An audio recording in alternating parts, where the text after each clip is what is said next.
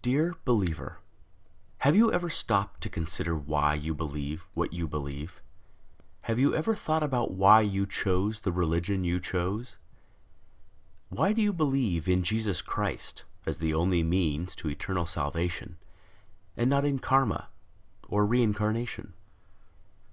Why do you believe that Allah is the one true God and Muhammad is his prophet, and not in the Four Noble Truths of the Buddha?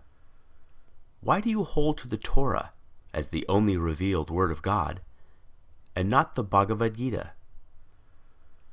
Dear believer, do you ever wonder why your heaven resembles a utopian earth, and is composed of the same base elements found right here on this planet? Do you ever wonder why your deity governs within a power structure that resembles that of the specific time and place in which your holy text was written? Do you ever wonder why your God looks just like you, or the animals with whom you share the planet? Dear believer, is the faith you practice the dominant one within your culture? Do you not find it at least a little suspicious that the overwhelming majority of all religious believers adopt the religion of the society into which they were born, yet remain convinced they've lucked out or been divinely admitted into the one true faith? Does it not make you at least somewhat apprehensive that almost every person of faith chooses belief not because of its virtues, supporting evidence, moral codes, or expression of worship, but rather because it was what they were born into? Why, out of the abundance of faith choices available, does almost every believer on the planet choose the faith that's within arm's reach? Are you a Christian because you were born in America or Europe? A Muslim because you were born in Saudi Arabia or Indonesia? A Buddhist because you were born in Japan or China? A Hindu because you were born in India? Can it be that faith is, in almost every case, just an accident of geography? Do you sincerely believe that had you been born in another country, you'd undoubtedly still be practicing the same faith you now embrace? Dear believer, is the faith you practice that of your parents and their parents before them? Is it the first to which you were exposed? Did you know that nearly all religious devotees end up believing what they were taught to believe by their parents?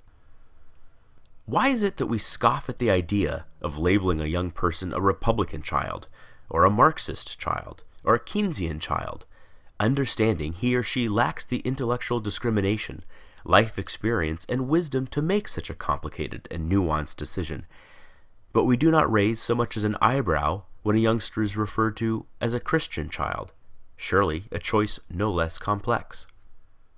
Could it be that there's no such thing as a Muslim child, just a child of Muslim parents? Dear believer, you are supremely confident in your faith. You know it is the right one, and all others are wrong. You are literally willing to bet your eternal soul on that very fact. And yet, have you ever stopped to consider that there are 24 major religions and literally thousands of different faiths practiced on this planet? Did you know that within Christianity alone, there are more than 45,000 different denominations, each claiming to understand ultimate truth better than all the others? Do you realize that each member of every faith practiced is just as devout, just as sincere, and their conviction every bit as sure as yours? Did you know they too read infallible holy texts, have airtight apologetics, have experienced miracles, feel God's presence, sense his still small voice, obediently follow his perfect will for their lives, love him indescribably, and can defend their belief with the same fervency as you do yours? And yet, since every religion is mutually exclusive and contradicts the others in matters both large and small, they cannot all be right. Right? You know, you just know, your faith is the exception. And yet, if every member of every faith feels just as you do, what are the odds you're right? Dear believer, I've often been told that my unbelief is a guarantee of missing out on heaven and ending up in hell. But whose heaven? Whose hell? I've often been told that I should, just to be safe, accept God. After all, what have I got to lose? But who's God? Given so many options, aren't I more likely to choose incorrectly? Might not I be better off wagering on no God rather than on the wrong God? You put it to me, what if you're wrong? But what if you're wrong? What if, rather than Jehovah, Allah is the one true God, or Shiva, or Wu-Tan, or some god on the other side of the planet you've never even heard of yet? The truth is, you already know what it's like to be an atheist in regards to every other faith but your own. It's clear to you that adherents to other faiths are mistaken, deluded, or deceived, but they think the same of you. The way you view them is exactly the way they view you.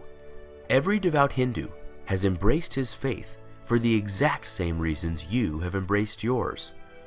Yet you do not find his reasons compelling, nor do you lose sleep at night, fearing that if you die, you'll wake up in his hell. Given this, is it so hard to see why some of us just take our atheism one God further? Dear believer, I wonder if religions aren't just ancient constructs in which early humans attempted to both explain and control the chaotic world around them. Though irrational in content, their emergence certainly isn't. We do not blame our ancestors for inventing religion. There is no shame whatsoever in stumbling when you are blind, or failing to properly construct a puzzle in the dark. But we no longer live in the dark. Science is ablaze in our world and illuminates our way, dissipating shadows and exposing even the deepest of crevices. We no longer live in the cave. We have crossed the valley, scaled the mountains, and have begun to make out the magnificent vista on the other side. We no longer require comforting stories to make us feel safe or valued. Is it not time that our beliefs match our discoveries? Is it not time that our ideas reflect our new perspective? There is equal, if not greater awe in reality than there is in fantasy. Perhaps it is time to stop telling ourselves that we are the reason the universe was made, that our culture is somehow better than other cultures, that our tribe was chosen over all other tribes. It is time to learn how the universe really is, even if that deflates our conceits, wounds our pride, humbles our point of view, and forces us to admit that we do not have all the answers. Believer, if you honestly value the truth above all things as you claim, as I truly know you do, you must confront these fundamental questions. Far better, Carl Sagan said, to embrace a hard truth than a reassuring fable.